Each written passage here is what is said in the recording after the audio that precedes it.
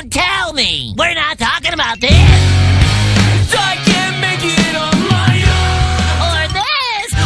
Do you feel like a man? We're talking about this!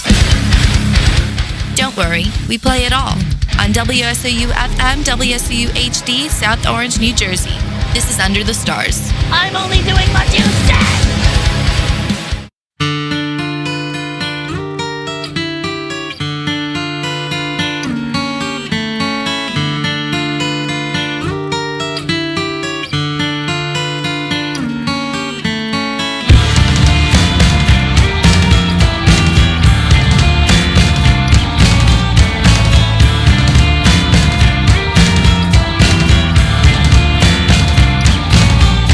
Alas,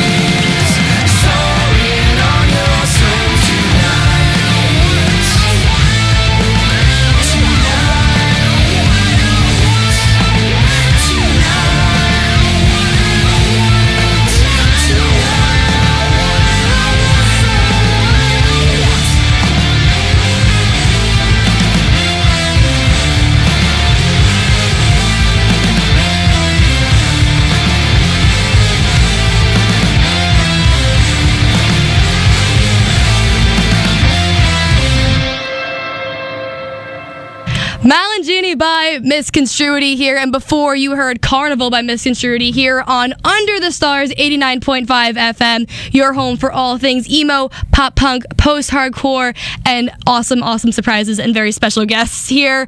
I am DJ Wobble, and joined alongside me is my co-host, DJ Gizmo. and we also have a very special guest with us in studio today. He has come in a few times, actually a couple times last year, to promote his band Misconstruity, but we have in studio Dr. Sbriglia. I don't know if I should ever say Dr. Sbriglia, Russ. Because for the purposes of this, you can say Russ. Russ. But we are here to talk to you live and in studio. Firstly, thank you so much for your time about your band Misconstruity's newest album, Critique of Pure Desire, officially released everywhere on October 3rd. And those two songs you just heard previously are two singles on that album. So firstly, Russ, how are you doing? And we're so grateful that you're on the show with us today. I'm doing great, and I'm very thankful to be here, and thanks for having me. Alrighty. So firstly, just want to say again, the overarching theme of this is kind of like desire, self-sabotage, kind of like distortion, themes of that nature. So firstly, just to start this whole thing off, I want to talk to you.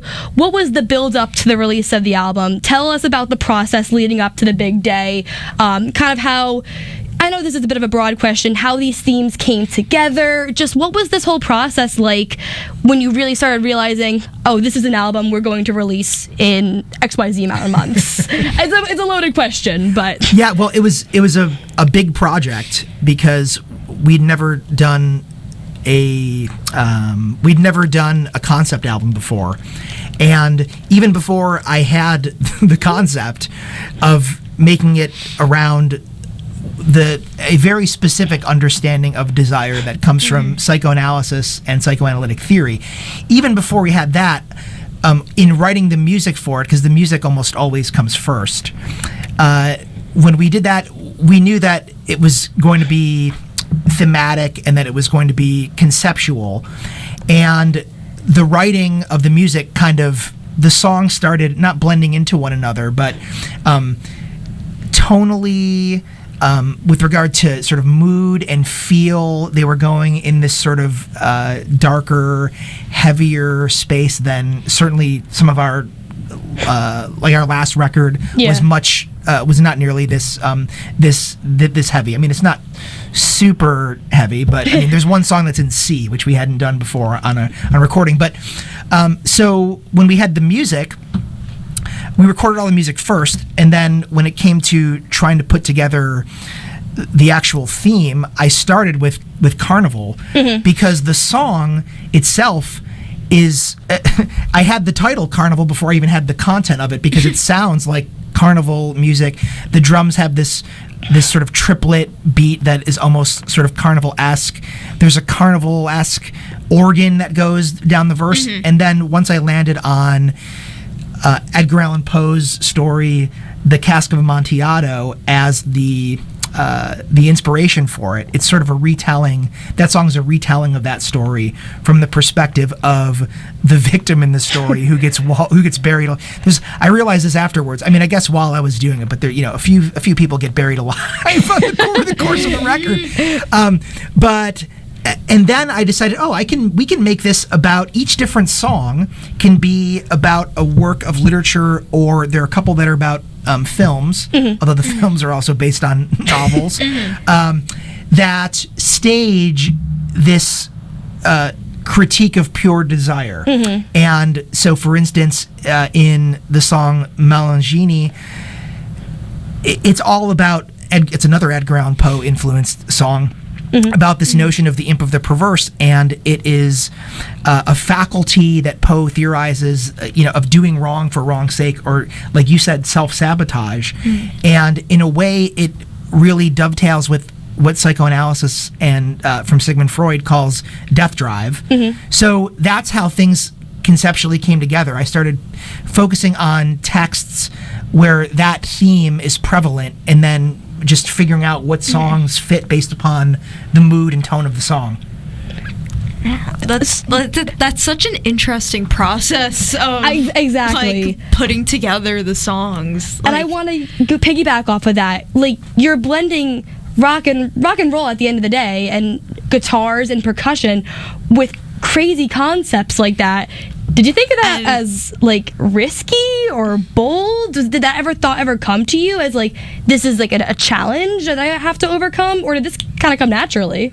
Well, a lot of it, I mean, this is so my research and less so my teaching, although in the grad program here at Seton Hall, I do teach psychoanalytic theory. But a lot of what I publish is based on psychoanalytic theory, psychoanalytic interpretations of literature and culture and even film. And so, yeah, at first I was like, boy, this is going to appeal to like 3 people who know these concepts. I mean, maybe a little bit more than that, but yeah. So I was worried, especially when I got about 3 songs in. I was like, boy, is this going to appeal to anyone? And then I realized that I sent some demos to a few people, and even if you don't know what the concepts are, that's what I was thinking. It works on a different level. I've heard.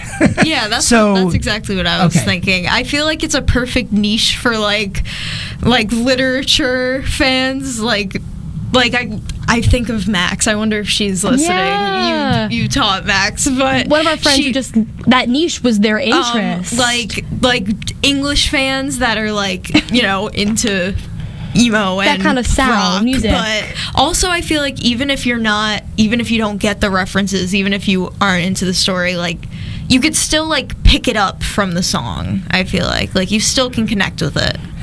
Yeah, I think they work. I think I mean, I'm really, as the as the writer of a lot of the songs are co-written musically. I wrote all the lyrics, so I can't really judge whether or not, or say whether or not they work by themselves. But I'm glad to hear that yeah, I think they do. I definitely think they do. And I think those 2 songs we just played earlier represent that as clear as ever, that kind of subconscious connection. Malin, Génie, and then Carnival.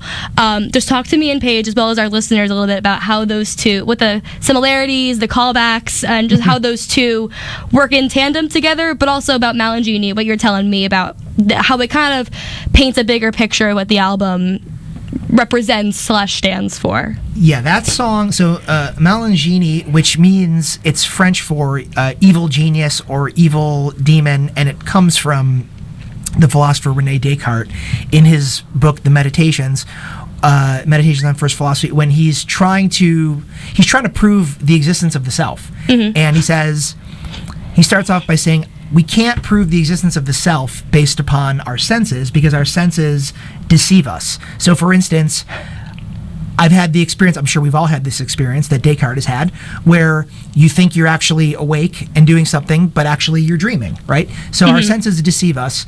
And then he posits, well, what if what we experience as reality, and those of you who have seen The Matrix, it's very The Matrix was pulling, the Wachowskis were pulling very heavily from Descartes.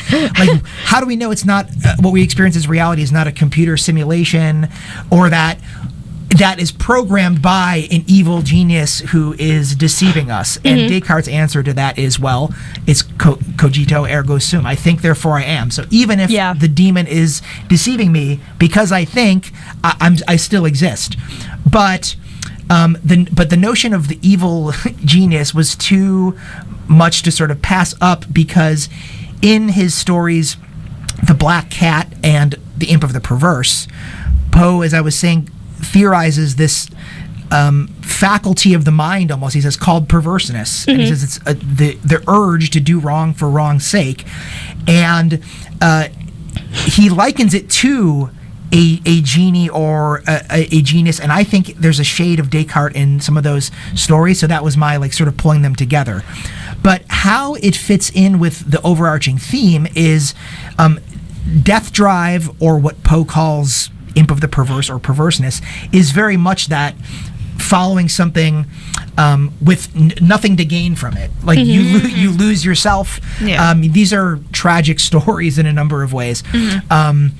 But the way that the 2 songs link up is that I'd always wanted to do this. I think we were talking about this very briefly last time I was on, but there's a callback in that midsection of Malin, génie to the chorus of Carnival. They overlap, right? They overlap, yeah. And I always wanted to try to do something like that, like the Beatles do on Abbey Road with you Never Give Me Your Money comes back in Golden Slumbers, and then Pink Floyd where Breathe comes back at the end of Time. And so when I was writing the song, like one of the parts just naturally went into the chorus of Carnival, and I was like, oh, can I do this? Can I get away with this? And that's why I was glad that you played them back to back, because Carnival comes first on the record. It's like the 7th song, and then Malin, génie is a little bit not that far later. It's the second last song, number 9. But when I saw that I could sort of bridge those together by that, I was pretty happy with that.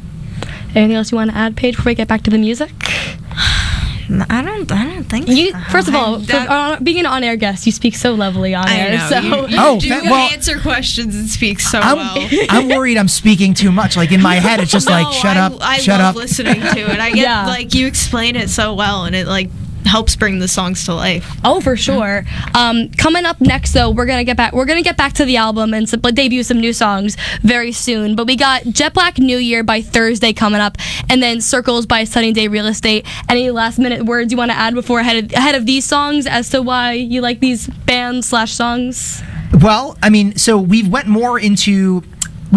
more into basically a prog post-hardcore band, but Thursday and then before Thursday, Sunny Day Real Estate, those are two early wave emo post-hardcore bands that really influenced Misconstruity. Yay! Love it. Lovely to hear that. Again, we got Jet Black New Year by Thursday coming up, and then Circles by Sunny Day Real Estate, and then we'll be back with Russ from Misconstruity talking about the band's newest album. Circles by Sunny Day Real Estate here on Under the Stars 89.5 FM, your home for all things emo and pop punk here on Under the Stars. My name is DJ Wobble, and joined alongside me is my co-host DJ Gizmo, and of course our very, very special guest Russ, a.k.a. Dr. Sbriglia, a.k.a. Misconstruity, who just released their newest album, Critique of Pure Desire, that came out on October 3rd. We were just yapping earlier about the album, and we got to talk more about this album because coming up right now, we got a song called, I've been butchering this the whole night, so I think it's going to be really great to do it again. No, you got it. Let me get that French, like, phlegm going. Practice that. Like, Dans le morts? I got the hand gesture, too. That was more Italian than French. But, that was Your was Italian good. came out. Yeah. Which means from among the dead. And that's Very the nice. novel that's the French version. Dans le Mort is the novel that Alfred Hitchcock based his film Vertigo on. So tell me a little bit about this. Tell me and Paige a little bit about this Among the Dead kind DJ of. Gizmo. I did it. We have this thing where I continue to mess up and say, like, I reveal our alter egos as not our DJ names. Tell me and DJ Gizmo about this song, kind of like Among the Dead, just like this constant loop of being like just in the dirt, I guess. And I mentioned constant loop, and it's kind of like, I saw a great article reviewing this, talked about like still being like forced to just get stuck in this loop of like self-sabotage and falling and just like being able to do something about it, but just like stuck for a minute. So just tell me about this concept and elaborate on the Alfred Hitchcock connection and just how this song came to be as abstract and layered of a concept as it is. Well, you actually hit the nail on the head, pretty nicely when you said like sort of spiraling and also falling. So the song is based, I did read the novel that the film is based on. The novel's not very good. It's one of the Hitchcock movies are almost always the exception, where the movie is 9 times out of 10 much better than the actual novel. And so, but it's funny how you characterized it, because in the film and the whole opening sequence of Vertigo of the movie is a spiral, and it's a recurring theme throughout the film. And there's the lyrics of the song also reference it. spirals are all over the place. It's a motif throughout it. But the film, the song, the film is told from the perspective of a character named Scotty, who's played by Jimmy Stewart. This is from 1959. I was gonna say, this is it's an older one, but it's always like it's that between that and Citizen Kane, pretty much every year on the BFI, greatest film of all time. Yeah. And it's actually kind of, I mean, it's a classic movie, but it's very disturbing, and it's kind of, I find it really I mean, it's a brilliant film, but I find it strange in a way that so many people love it, or that it's so popular, because it really is about a man who falls in love, is infatuated with this mysterious woman who's she's not really a femme fatale, but there is a hint of that. And it turns out that you learn over the course of the, spoiler alert, that Sorry. this woman is like made up to be his dream, like dream woman who fills in like the void that like something he's missing. She will complete him. So she's a fantasy object for him. And the character dies, and then he proceeds, well, so you think, and then he proceeds to remake this woman who sort of looks like her into this dead woman that he's still in love with. So I thought, the title Dauntless Mort was so great because it's about mortification of literally taking somebody. And so the song is from his perspective, like the film is, but it kind of tries to the film does this as well, but tries to expose just how really crazy what he's doing is, also especially to the poor woman who he tries to remake into this woman, Madeline. But it turns out that actually the woman who he's making up, like the song references this. He has her change her hair color, her clothes. He dresses her like Madeline, and it turns out that the woman named Judy, who he turns into Madeline, was actually playing Madeline beforehand. So circularity is all over the film, and there are a number of scenes. The character suffers from vertigo, and so it has this loop. That's the loop. There's a really famous shot too that Spielberg uses in Jaws. It's usually called the trombone shot, where either the camera on the dolly zooms in while the actual frame zooms out, and so it's like a trombone effect. I'm mimicking it like people can actually see what I'm doing right now. But there's a famous, they got that from Hitchcock, because when the character is hanging off the roof and looks down, they do one of those shots. I know what you're talking about. Shots. I think I showed that in our freshman year. Oh yeah, I was gonna say we're film kids. We know exactly. It's a classic. It's a classic shot. Yeah. Yeah. But that's where in the chorus of that song you'll hear, "I look up, I look down," is what one of the Scotty says to try to cure himself of vertigo. He's like doing a little step ladder, and he climbs up 2 steps. I look up, I look down, and trying to cure himself. But yeah. And then basically, before we get into the song, were there any other bands or artists, or besides the actual movie itself, that kind of understood what you wanted to do with this? Like, do you think there were any other songs or movies that were like, oh, they nailed this, this is what I'm trying to do, this is an example of it? Was there really anything like that, or do you think this is something that you and Misconstruity just as a project kind of originated on your own? That's a very layered question. I apologize. Yeah. It's very on the spot. No. It's a great question. I think I would not say that that Misconstruity is the first to do it. That it was. I mean, well, that's kind of what's interesting. I mean, at least for me, in what was interesting in writing the songs was. So that was a novel, then was made into a film, and there have been other adaptations. This is another adaptation of it. So in some way, the story has been told a number of different ways. So I'm taking existing material and just sort of reworking it or interpreting it in a certain way and focusing on a particular aspect of it. So, none of the songs are really just straightforward retellings of the story. They all take a specific angle on them. It's really a reading or interpretation. But what I like about this song is that, well, first of all, this song was written, the music for it, all the guitar was written entirely by my bandmate, Rob Gock. And so that actually freed me up musically because I played a lot of the instruments on the record. And so I'm kind of in my head, and things are already sort of predetermined, but he sent me a demo of this song, and I was like, it was just guitar, just electric guitar. And it was pretty much finished, and I was like, okay, I think I changed one chord, or I had one suggestion, and we expanded one of the verses a little bit.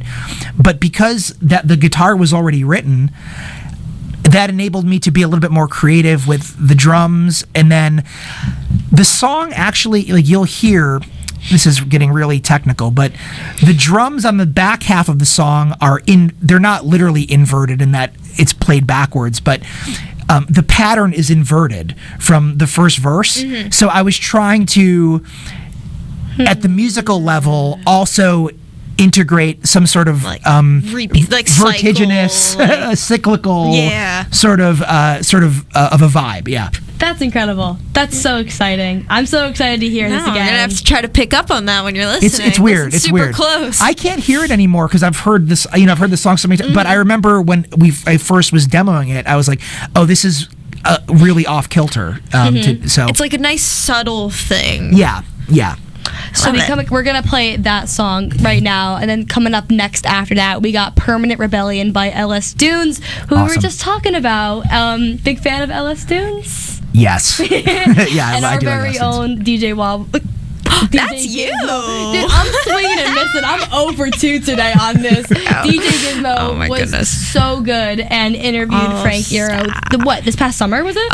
It was in the spring. I got to interview Frank, and it was like amazing. We can't even get into that right now. Like, we need to get back to Is it posted? Is it? Yeah, it's on it's on the WSOU YouTube channel. I'll have to watch that. I was so nervous the entire time. I blacked out. It was great. We'll get that song coming up by Permanent Rebellion, and then we're going to get Attractive Today by Motion City Soundtrack, who, if you follow us on WSOU_UTS, which you totally should in general, we reposted on Instagram that them and Say Anything are going to be doing a tour, and that was announced a few weeks ago. Yeah, we talked about that last week. We just had to bring that up again because they're going to Starland too, and I mentioned that. I'm like, I want to go to that show. I can't. Starland, I haven't been there in so long, and it's a shame because it's just. I think I need to go back there very soon because we do a lot of SOU Presents shows there, but I love Starland. Yeah, we can talk more about that later.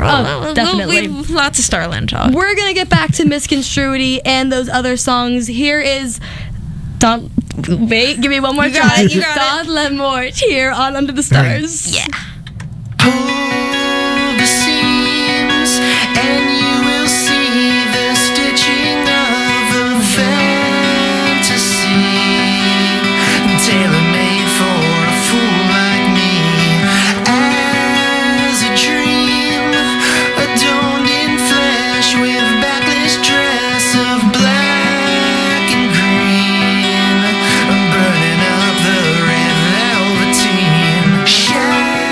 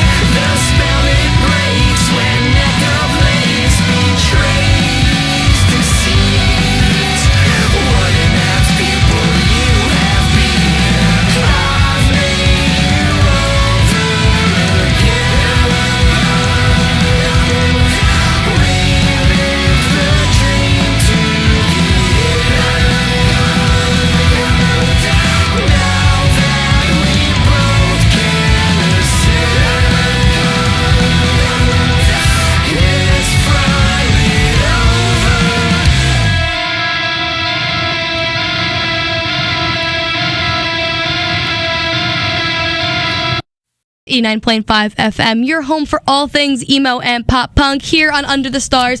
My name is DJ Wobble. Joined alongside me is my lovely co-host, DJ Gizmo. And joined alongside us today is Dr. Sbriglia, Russ, Misconstruity's finest here on Under the Stars, talking about their newest album, Critique of Pure Desire.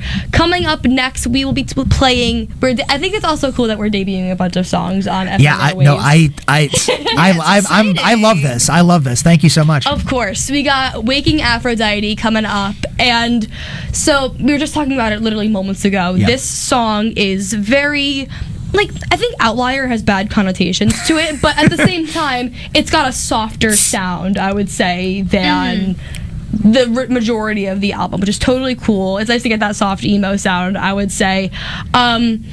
What is this? How did this song come about? Before we get into the nitty gritty details of it, how did this song come about? Because it's so different from the other styles, I would guess. Yeah, this was a song. This one and another song we were just chatting about off air, Citadel, were two songs that I demoed. Oh man, maybe 5 or 6 years ago, quite a long time ago.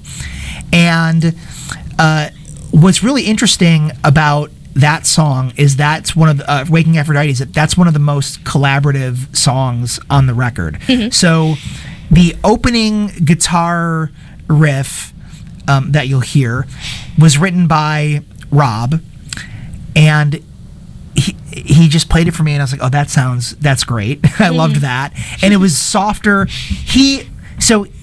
And he's gone even further in this direction.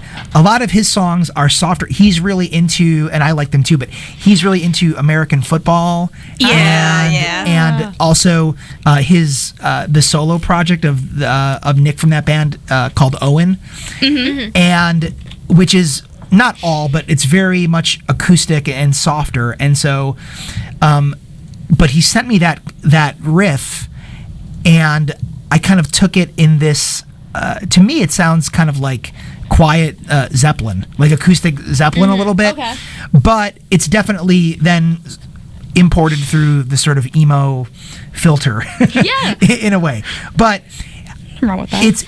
It is one of my favorite songs on the record because it's very different, like you were saying, in tone, and it's softer, it's mellower, and the funny thing is that most of the album was written on, even the heavier stuff was written on an acoustic guitar or acoustic guitars, but that one stayed acoustic more or less. And it was cool because we demoed it, and then Rob and I were both like, the ending needs something. So we actually rewrote, the last minute or so of it was a rewritten ending from the demo. Usually when we demo something, it doesn't end up all that different from the final version. We don't really pull apart things, but that one changed. But it's also, the song it's 10 songs, or the album is 10 songs. Yeah. But, so it's not really you can't have a mid song. If you had 11, it could be. But but it's the 6th song on it, and I think it really is a nice sort of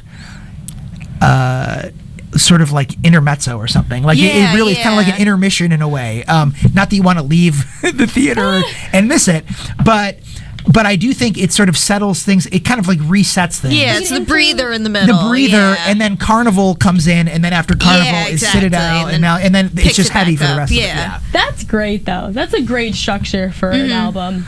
Well, this one is.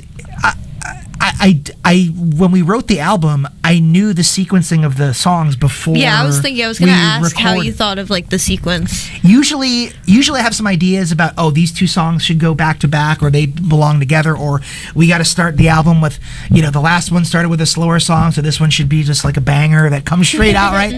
But no, we went into the studio knowing the literal sequence of the songs, because some of them, end and begin on the same chord structure. So so that's how that happened. That's awesome. I love that. I think it's so neat, and I feel like I don't really think of many bands who have that, or like artists you hear about who have a structure in mind going into it. I think it's really, really unique. There's a lyric in this song that stood out to me, and I don't know, I think it's very intriguing. One of the lyrics is, she is an Aphrodite, awakens a subject of desire. Desire is like obviously a key concept with the album. Right. Do you think that lyric, looking at it with a magnifying glass, it's she awakens, comma, a subject of desire, like this is what she's becoming, or do you think this is something like she's awakening this object that's a subject of desire?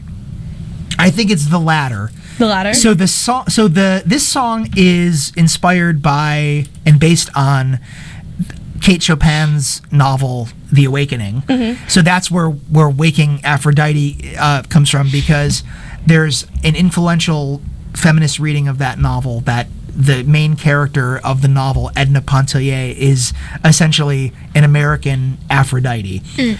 And the whole novel takes place at the sea, so that's why you'll hear how the song begins. We're in the setting with the waves, but the novel is about this character Edna's awakening of herself, because she was married when she was young. It's not a particularly loving marriage. It's not a particularly it's not filled with like passion or desire.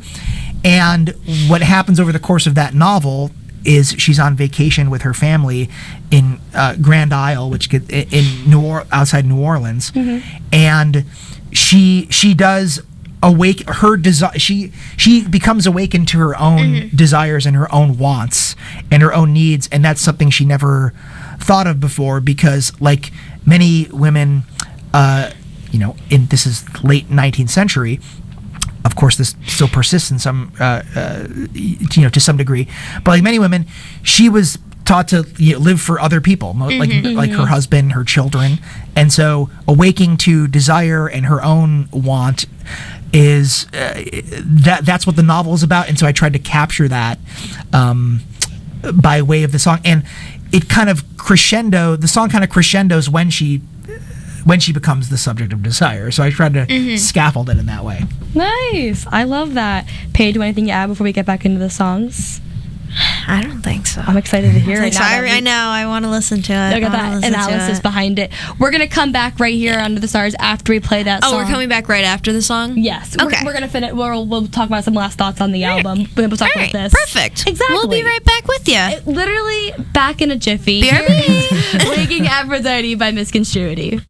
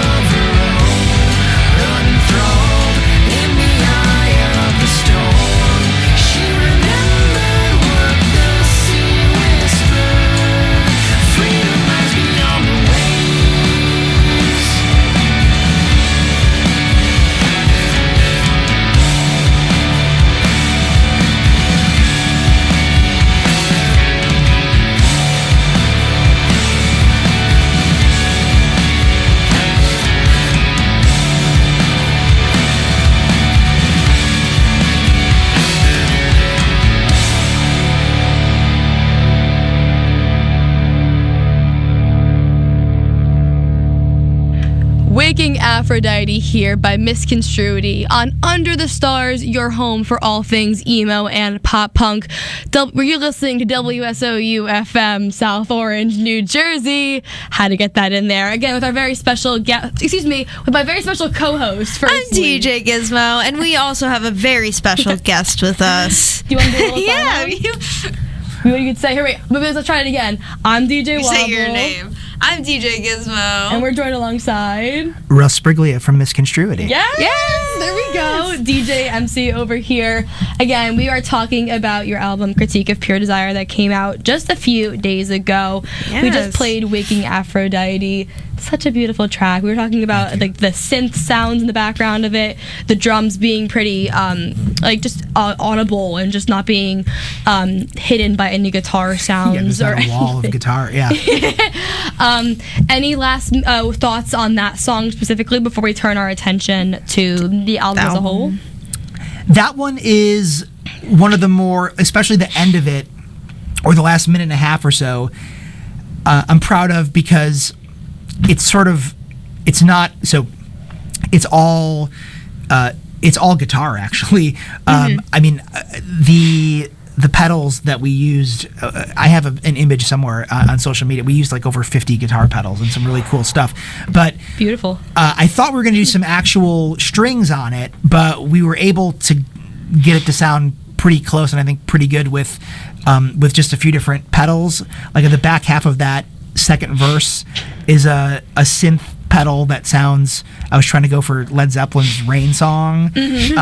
So just what I like about it is it's kind of orchestral, and that in the middle of Let Them Rot are like the two most sort of orchestral where people who make music that like it's closer to like something not classical, but that's about as highbrow as we're capable of getting.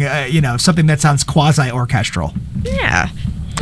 So as we kind of conclude things off here, I don't know if this album is, if this is a question that you think you can kind of like pin to just one answer. Are there any lyrics you are most proud of on the album, or something you were like, yeah, I wrote that? Or if any just come to mind, The fact that I was able to finish it was that's the biggest accomplishment. That is really what it is. Lyrics are difficult for me. I don't know what it is. I mean, I think I know what it is because you can go in so many different directions and like sort of self-censorship or where do you go? But the music.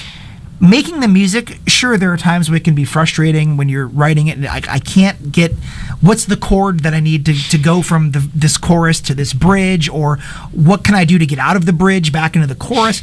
That can be frustrating at times, but I almost never am I at pains like writing or pained while writing music. Yeah. That's fun. Yeah. But lyrics are can be difficult. So I guess if I had to say, I won't say. I'm having trouble thinking of one off the top of my head. I know this is a very on the spot question. But Rob complimented the lyrics to the last song on the album, Future History, which is based on this great. Like it's short, it's on YouTube, it's 28 minutes long, it's an experimental film from the early 60s called La Jetée, and it's a post-apocalyptic sci-fi like indie sort of epic, and it's about time travel and it's amazing.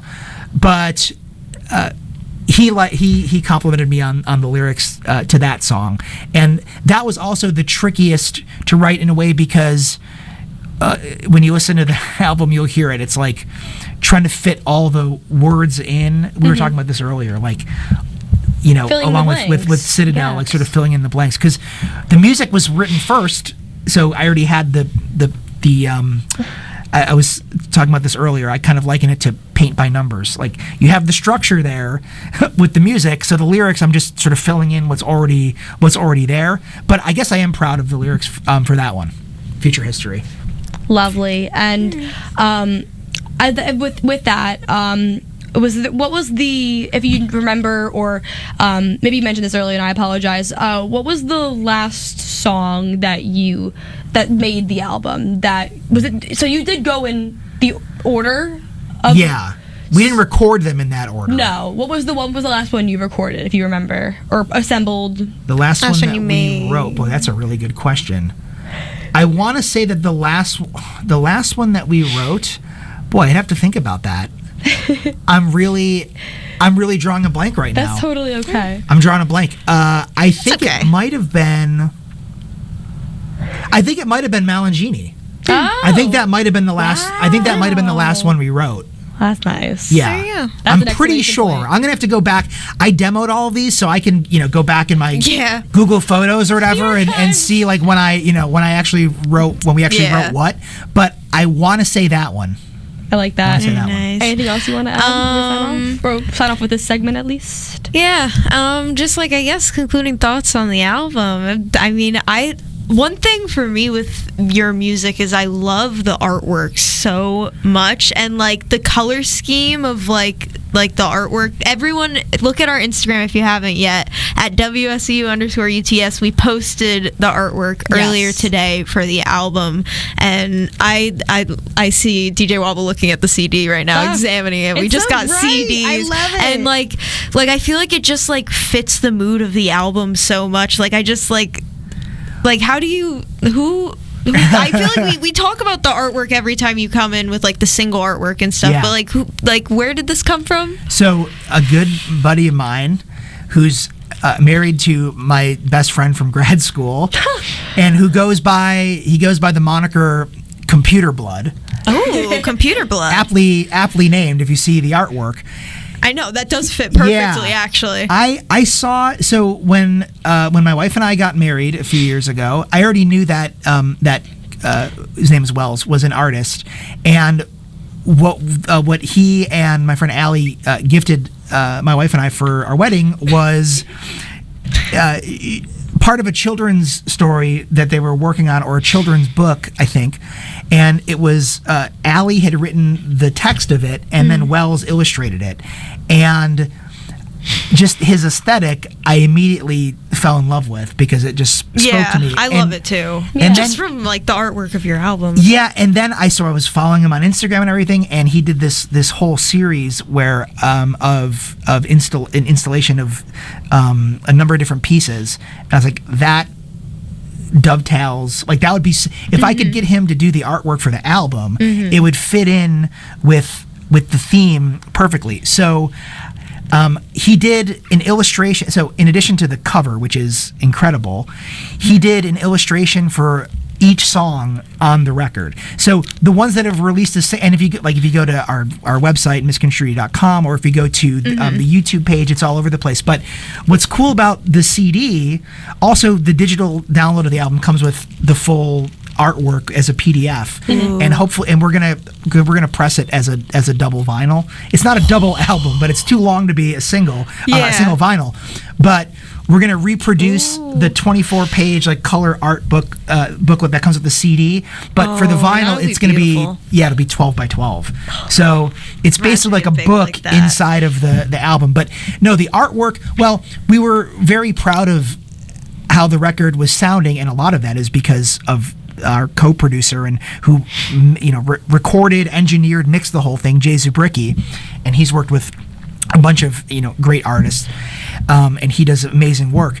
But when we heard, we were proud of how the album was sounding, and so we thought, well, we need something visually that's on par with it. So I hear almost just as often people ask questions about or compliment the artwork as they do the music, and I'm very happy with that because I think that the artwork gives the album a little bit more 100%. sort of like gravitas, or makes it seem it's on par with the heaviness in a way of the record. So. I think they go together perfectly. Like it encapsulates like the emotions of the record perfectly. Thank you. Yeah, you should check his stuff. So he goes by Computer Blood as one word, and the O's in computer and blood are zeros. Nice. So you can find him. You can find him online. He's got Definitely gonna be really looking cool into stuff. that.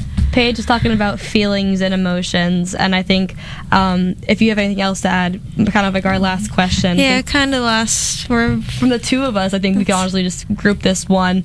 Just what feelings, what sensations do you want audiences to take away from listening to The Critic of Your Desire? I like albums that are an experience, so that do something. Like I'm sure we've all had the experience of finishing a novel or finishing like I remember when I went to go see.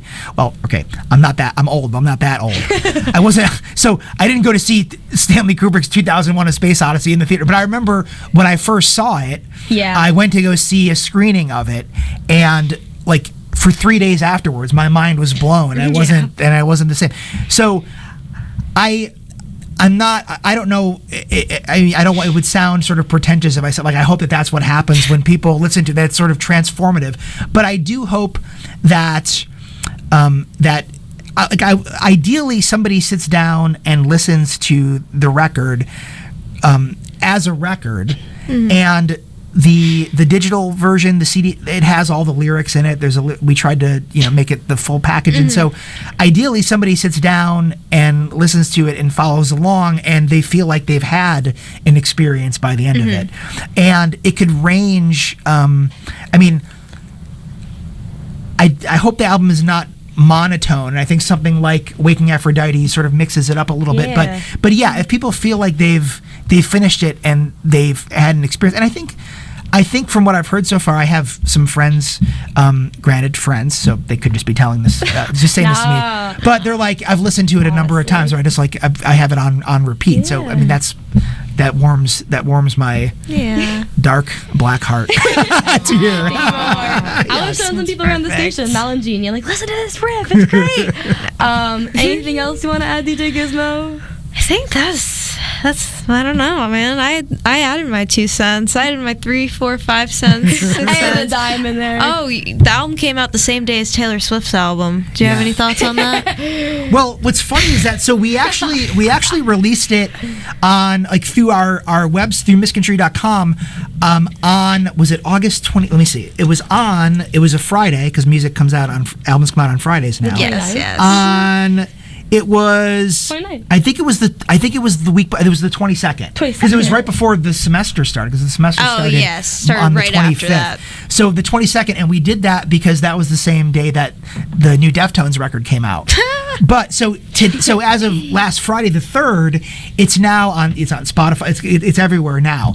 I was gonna say, where can we listen to this album? Deets. Yeah. So you can. It's on Spotify. Apple Music, Amazon. Pretty much anywhere you stream your music, and we're also on Bandcamp. You can get the digital download and the CD on Bandcamp. You can get the digital download and CD from Misconstruity.com. The only place you can pre-order the vinyl though is Misconstruity.com. So huge. I'm gonna have to look into this. Head over there. If you so please.